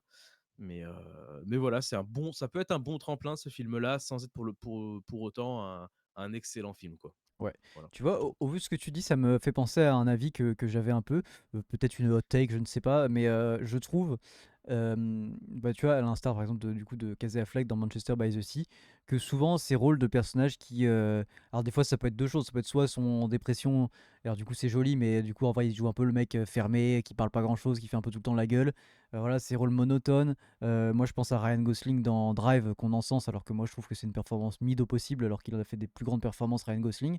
Je trouve qu'on en fait beaucoup trop sur des caisses, sur justement ces rôles de mecs soit dépressifs, soit monotones, soit un peu fermés, en mode oh là là, qu'est-ce que ça joue bien et tout. Je suis désolé. Je trouve que c'est vraiment pas la chose la plus dure à jouer, justement au contraire, faire le mec un peu fermé, un peu stoïque, qui a pas beaucoup de paroles, des fois, ou même voilà, ou qui a une seule façon de jouer, ou qui est un peu voilà, je pense, enfin, je trouve que c'est relativement facile à jouer, et que je trouve que c'est plutôt facile à rater justement, et que je trouve que la plupart du temps c'est plutôt raté. Moi, si je pensais à un mec qui joue un peu tout le temps la même chose, même si, mais qui du coup est pas dans le même registre, pour moi, je pense à Jesse Eisenberg dans The Social Network. Et là, pour le coup, moi, je trouve ça impressionnant. Parce que lui, pour le coup, il est monotone, mais il est impressionnant de tics, de machin. Genre, enfin, il est en boucle, quoi, le type. Et je trouve qu'on en fait des caisses comme on en faisait des caisses dans les années 90 avec les mecs qui jouaient des gens un peu attardés, tu vois. Je trouvais ça déjà pas bien. Mais je me dis, enfin là, voilà, c'est vraiment cette caisse de genre les gens qui jouent des mecs un peu froids. Et je trouve pas ça exceptionnel, genre vraiment, enfin c'est bien pour les films, c'est bien. En termes de performance d'acting, faut arrêter. Genre, c'est les mecs qui arrivent à te faire pleurer, les mecs qui arrivent à te faire rire, ça c'est qui te font peur, ça c'est bien plus impressionnant. Voilà. Oui. Je suis du même avis, oui. Notamment sur Drive. Ah ouais, Drive, moi je trouve qu'on en fait des Heu, caisses, j'ai trouvé ça vraiment mid, hein. voilà, c'est ça. Le film est à voir, on va dire, une fois, quoi, mais c'est vrai que, bah, c'est loin d'être le meilleur film de Ryan Gosling, quoi. Franchement, Enfin, en tout il cas, parle pas et c'est ouais. pas intéressant qu'il parle pas, hein, vraiment, genre c'est nul, hein. Ouais. Ouais, je suis d'accord. Donc voilà, si je me suis fait Tout à cette fait. réflexion cette semaine, je trouvais qu'on en faisait vraiment des caisses sur les acteurs qui faisaient des trucs monotones. Vraiment, ça m'impressionne pas, moi. Ouais. Euh, Je et, comprends et en parlant et d'impressionner, voilà, toute transition trouvée, on va vous parler, bon alors, on va vous parler 8 ans et demi après tout le monde, parce qu'on est des gens à la pointe des choses récentes oh, ici. De quoi? j'ai pas fini? Ah pardon, oh, pardon, Bah, oui, non, mais on me claque sous le pied comme ça, je fais je vous comment, regarde moi? droit dans les yeux, je m'excuse. Merci. Non, j'ai vu 2 autres films, du coup, que j'avais déjà vus, donc je vais Allez, on pouvoir en s'en bat plus la en race, tout de parler. suite on parle, Sophie. J'ai vu Ted 2, Tout ça pour de Seth MacFarlane. ça. Bah, arrête, Ted 2, donc voilà, donc si vous savez pas ce que c'est Ted, ça nous en plus, en gros. Non, mais allez voir Ted, c'est très drôle et on passe un très bon moment. Le 2 est mieux que le 1, voilà, je le dis. Je suis d'accord. Et c'est avec, Seth MacFarlane qui joue qui fait la voix de Ted, Mark Wahlberg qui joue dedans, et dans Ted 2, il y a Amanda Seyfried aussi, Et Morgan Freeman. et Morgan Freeman, j'allais le dire. Et Et Giovanni non, Ribisi voilà, comme dans le 1. oui. Donc ouais, très, enfin marrant. Voilà, j'ai passé encore une fois un très bon moment. Et hier il était 3 heures du matin, je me suis dit: «Tiens, je vais regarder Love and Other Drugs», qu'on a déjà parlé sur Papier Bulle. Mais mais ouais, très bonne, comédie romantique avec, Jake Gyllenhaal et Anna Thaoué. Et Anna Thaoué. Heu, Et Anna voilà, Thaoué. donc et Anna Thaoué, ouais. Qu'est-ce qu'elle est belle cette femme, il faut le dire quand même, hein. Je Oui, crois non, elle a non, genre, très, non mais elle a très genre belle. 40 ans aujourd'hui, elle est magnifique, hein. Ouais, ouais, ouais. Bien joué à elle. Puis là, dans Love and Other Drugs, elle doit Voilà, avoir, un peu moins de la trentaine. Bon, voilà. voilà. Non, mais ouais, Et, c'est une très et bonne comédie parce que, romantique, pas, attends, qui attends, 30 secondes, parce que pour équilibrer, parce qu'on n'est pas sexiste. Et Jake Gyllenhaal, pareil. ouais, Quel homme. La vie de ma mère, que quel homme. bah, ouais, encore ouais, là-dedans en plus. Ah ouais, ouais, ouais. Ouais, exceptionnel. Ouais, ouais, ouais. Et du coup, oui, voilà, donc c'est très honnêtement, voilà, si vous êtes pas très comédie romantique, bah, je trouve dommage, Rien à foutre. déjà. Et Allez vous et faire ensuite, soigner. franchement, c'est vraiment, je trouve, pour le coup, une très bonne comédie romantique, pardon, qui traite en plus, d'un sujet, peu sympa, enfin, peu Ah, sympa, non, alors pas du c'est tout, encore ma pas du faute, tout, pas du tout, on t'a pas un du petit tout. peu perdu encore. C'est Parkinson, c'est pas sympa. Mais mais non, non, ça traite d'un sujet qui est pas traité forcément dans beaucoup de films, Non, mais c'est donc un peu original. Alors, c'est un mec malade, enfin une meuf malade en l'occurrence, voilà, c'est pas forcément très original, mais le film est pas mal. Le film est bien quand même. le film est vrai, ouais, le film est bien, ouais, je trouve que c'est une bonne comédie romantique, quoi. Parce que ça joue bien. Aussi, Voilà. aussi. Donc, my bad, j'étais allé un petit peu vite et je vois le temps qui passe et je vois qu'on est sur un podcast un peu plus voilà, normal cette semaine, un petit podcast d'une heure 20, 1h30, on verra. Mais donc, comme je disais, Papier Bulle à la pointe de l'actualité chaude du cinéma, à la pointe vraiment voilà, de débattre sur des films qui sont sortis hier. Pas du tout une bataille après l'autre de Paul Thomas Anderson, sorti il y a 1 mois et demi, j'en sais rien. Je crois que c'était il y a 5 semaines vraiment. Donc une bataille après l'autre de Paul Thomas Anderson, réalisateur notamment de Magnolia, de There Will Be Blood. En fait, c'est le premier film de Paul Thomas Anderson que je vois et je crois que toi aussi. Mais ça me donne évidemment beaucoup envie de regarder les autres que j'avais déjà envie de regarder avant, notamment Daniel Day-Lewis voilà, dans There Will Be Blood et Tom Cruise dans Magnolia. Mais donc voilà, donc une bataille après l'autre avec notamment Leonardo DiCaprio qui joue Ghetto Pat, c'est très sympa, Bob Ferguson, Sean Penn, on en reviendra sur Sean Penn qui joue le colonel Lockjaw, Benicio del Toro qui joue le Sensei et Chase Infinity que j'ai beaucoup aimé, que je ne connaissais pas, qui joue donc la fille de DiCaprio, donc Charlène ou Willa Ferguson. On va spoiler un petit peu, mais voilà, qui a deux noms. Charline. Oui, Charlene d'ailleurs, c'est vrai, mais c'est écrit à l'américaine, donc c'est écrit Charlène. Mais oui, oui, voilà. Donc qu'est-ce que tu en as pensé? C'est un écoute, j'ai passé un bon moment devant le film, notamment j'étais accompagné, bon bref. Heu, non Accompagné de mais moi, voilà. quoi. Ah ouais, ouais, ouais. Ouais, bah oui, oui, je comprends. J'aurais passé un bon Heu, moment aussi, cela dit, hein. si tu étais accompagné de toi-même? Exactement. Je comprends. Heu, non, ouais, très bon film, j'ai bien aimé, j'ai bien aimé le film pour le coup, c'est ce qu'on s'est dit, on est globalement à peu près d'accord avec Papier là-dessus, et c'est vrai qu'on va pas se faire des potes, mais on n'est pas d'immenses fans de DiCaprio. Je nuancerai. Heu, Je nuancerai parce que comment? je nuancerai parce que je veux pas passer pour un hater. Non, mais je veux pas, voilà, bah, voilà, je veux pas passer pour un hater non plus, je ne déteste pas DiCaprio, Et c'est même un bon évidemment acteur, que non, attention, au-delà de ça, c'est un bon bien acteur. sûr. Globalement, en termes de registre d'acting, il était très, dans le même type d'acting, je trouve, voilà. Voilà, c'était notre avis là-dessus. Là où il sort un peu du lot, je trouve, c'est dans peut-être, c'est Le Loup de Wall Street, je crois, Ouais, et où il encore, fait, hein, il est un peu shooté et tout, et mais encore, moi je trouve qu'il est souvent, on dirait un mec sous cocaïne, hein, globalement, dans la plupart de ses films, hein, donc oui. Là, ça va. Là, franchement, ça dans ce film-là, ça va, c'est assez bien. parce que là, il a En inversé. Là, il est pas sous cocaïne, il est sous plante. Il est sous sur plante, ouais. l'inverse. En fait, quand DiCaprio il est sous plante, on dirait juste un mec normal. Là Ouais, où c'est toi tu ça, serais shooté, lui il est juste normal. c'est ça. Non, là, c'est vrai que pour le coup, dans le film, ça va, et en même temps, il a pas un rôle très extravagant non plus. Il crie quelques fois, mais bon, après ça reste DiCaprio, c'est normal. Ouais, mais je trouve qu'il en fait Mais pas des caisses, c'est ça qui est bien. mais ça va. Non, ça va, c'est incroyable. J'ai bien aimé. Ce que j'ai évidemment adoré, c'est, j'ai adoré Sean Penn. J'ai adoré et détesté, en fait. Ouais, il est horrible. Mais dans le bon, enfin, il est horrible, mais c'est génial, quoi. Ah, il C'est est horrible. effrayant. Voilà. Voilà, Benicio del Toro, tu en parlais, on le voit, pas énormément, il doit avoir un temps d'écran, allez, 15-20 minutes peut-être? Très mais drôle, très très drôle. très drôle, très, très drôle effectivement et comme tu le disais, sa fille, celle qui joue sa fille, donc Chase Infinity, incroyable, j'ai aussi beaucoup, beaucoup aimé. Ouais, Voilà. Première fois elle que joue je la très très voyais, bien. pour moi ça me disait rien, donc voilà, j'ai beaucoup aimé le film, qui est un des films, je pense, que j'ai préféré voir au cinéma cette année. Bah, Voilà. je pense qu'après, voilà, au-delà de ça, alors, beaucoup aimé le film, tu passes évidemment un moins bon moment que devant Springsteen. Enfin, bon, encore Springsteen, c'était pas top, mais évidemment, le sujet du film est, est bien plus terrible. Ah oui. Voilà. Donc, le film est assez dur, mais le film est monté d'une façon stressante. Enfin, je trouve qu'il y a des plans vraiment où tous les plans de bagnole à la fin sont magnifiques, genre avec la route qui monte, qui descend. Enfin, genre, ça dure 30 minutes, ce qui est quand même assez long, tu vois, genre tout le truc de la bagnole à la fin et tout.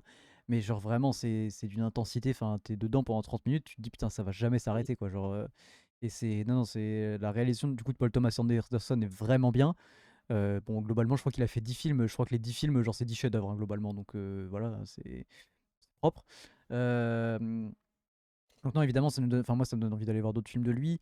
Et je pense que voilà, c'est pas du tout. Pour le coup, là, c'est pas une hot take du tout, mais enfin, Sean Paul et Sean Paul.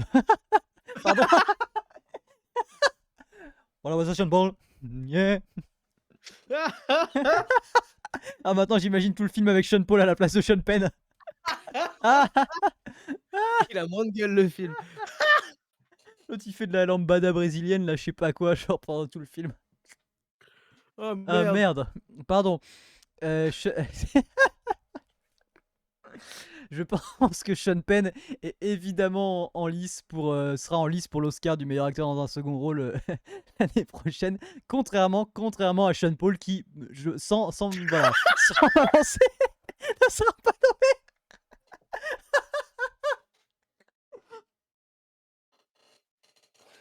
Ah putain! Pardon.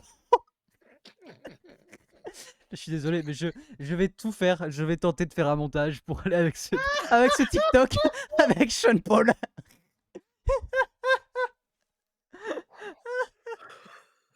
Ah la vache, Sean Paul avec ses grosses lunettes de soleil et ses Rangers. Oh, ça va tuer des cheveux en plus, des cheveux moches. Oh putain, ouais, Ah la coupe merde. est terrible par contre. Ah ouais. À un moment, il lâche son peigne, tu sais, Oh c'est vache! dégueulasse. Oh la vache. Ouais. Ah, ça fera un super TikTok.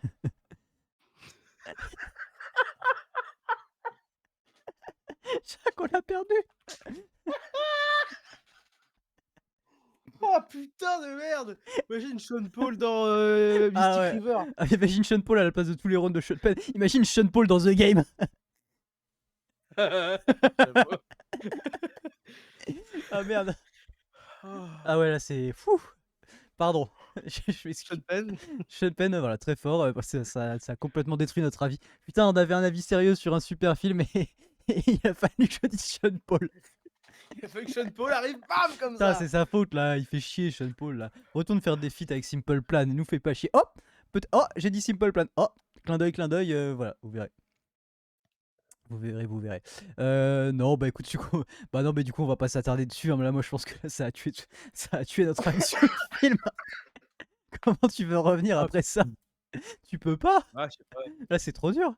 Eh bah Donc oui, écoutez, Sean Penn, ça, non, mais meilleur voilà. acteur, second rôle, quoi. Je pense, voilà, pour l'Oscar, ce sera. Enfin, si c'est pas lui, c'est qu'on aura d'autres performances d'ici là, ce qui est possible. Mais en tout cas, il sera en lice. Évidemment qu'il sera nommé. Enfin, genre, je vois pas un monde où il est pas nommé. Grosse performance et gros film. Oui. Potentiellement, je pense que le film sera nommé aussi, sachant qu'on n'a pas eu des gros chefs-d'œuvre non plus cette année. Je pense que Ouais. pour l'instant, vu de ce qui est sorti, le film sera nommé aussi aux Oscars dans d'autres trucs, meilleur réalisateur. Franchement, je sais pas s'il a déjà eu meilleur réalisateur Paul Thomas Anderson. C'est possible parce que, bah, c'est peut-être pour dire Will Be Blood d'ailleurs. Mais. Mais je vais checker ça tout de suite pendant que je parle. Mais je pense, ouais, nommé, enfin, ça m'étonnerait pas qu'il soit noté, je vais pas y arriver, qu'il soit nommé pour meilleur réalisateur Paul Thomas Anderson, que le film ait des nominations en tant que meilleur film, meilleur scénario, ce genre de choses. Ce serait vraiment pas étonnant, je pense. Après, voilà, est-ce qu'il a déjà eu des récompenses? J'essaie de vous trouver ça rapidement. Alors, je sais que les films ont déjà eu des récompenses, mais est-ce qu'il a déjà eu personnellement des récompenses? C'était plutôt ça ma question. Son Wikipédia fait 8 ans et demi. Tac, box office, distinction, récompense. Non, pas d'Oscar. Des nominations, mais pas Mmh. d'Oscar pour Paul Thomas Anderson. Moi, je pense que là, cette année, enfin, ce serait pas mal de. Si ce n'est de lui filer, c'est d'au moins de le nommer, parce que globalement, c'est fou d'avoir été snobé au vu des films qu'il a sortis. Enfin voilà, on parle quand même, tu sais, dans les autres que j'ai pas cités, mais donc Magnolia évidemment, mais donc Licorice Pizza, Phantom Fred, de y avoir Vice aussi, je crois. Ou non, peut-être pas Vice, Inherent Vice. Oui, c'est pas Vice, Vice, c'est rien à voir. Donc quand même, voilà, pas mal de films qui ont été des récompenses, mais pas lui. Et Licorice Pizza a été cité, je crois, il y a 3 ans, 4 ans, c'est Ouais, ça? mais pas. Il a été Bah oui, il a nommé, été nommé meilleur pas réalisateur, je le vois. récompensé, hein. Il a été nommé meilleur réalisateur, mais pas récompensé. Mais mais le film, il n'a pas été récompensé, En tant je crois. que. Bah, en tout cas, peut-être. C'est un film. Non, je pense pas. C'était l'année de Coda ou un truc comme ça, je crois. Oui, c'est possible, ouais. C'est vraiment possible. Donc voilà. Ou de pas Coda ou Roma, peut-être, je sais plus. Non, c'est l'année de Roma, je crois. Non, Romain, ça me dit rien. Roma, c'est un En fait truc. en fait, parce que Ouais, je Oscar sais en fait, 2022. je sais qu'on a fait un post C'est sur, Coda, tu as raison. Mais meilleur film Coda, ouais, effectivement. Donc bon, après, c'était une grosse année, hein. Il y avait Power of the Dog, enfin, il y avait Dune, il y avait. Donc, ouais, il y avait quand même pas mal de choses, mais. Mais donc voilà, bon bah écoute, on verra, on en parlera des Oscars. Et peut-être on pourrait faire un live, Oh, ce serait bien de faire un live pour les Oscars. oui, Bah écoute, on fera peut-être ça. En tout voilà. cas, au moins une vidéo qui sera rediffusée. Donc c'était notre avis sur une bataille après l'autre. One batter after another one of the first en anglais. Euh, Oui, presque. non, one battle after another, voilà. C'était que ça. Il y avait Oui. des mots en trop. Bon, Sean Paul a tout niqué, ça me casse la tête. On allait faire un super avis et. Ouais, mais ça, hein, et bon, bah après, en même ça temps, aurait été voilà. un super truc. C'est super. Et bah écoutez, on vous dit à la semaine prochaine. Portez-vous bien, regardez du sport, regardez des films, écoutez de la musique comme d'habitude. Je vous aime. Voilà, je vous ai compris. Je sais pas où je pars. Au revoir, au revoir. Je vous laisse avec Bulle pour le mot de la fin. Merci de nous avoir, écoutés, de nous avoir regardés pour ce podcast, que ce soit sur YouTube, sur Spotify. On vous fait des bisous, on se retrouve la semaine prochaine pour un nouveau podcast. C'était Papier, c'était Bulle et Sean Paul. Ciao. Ciao.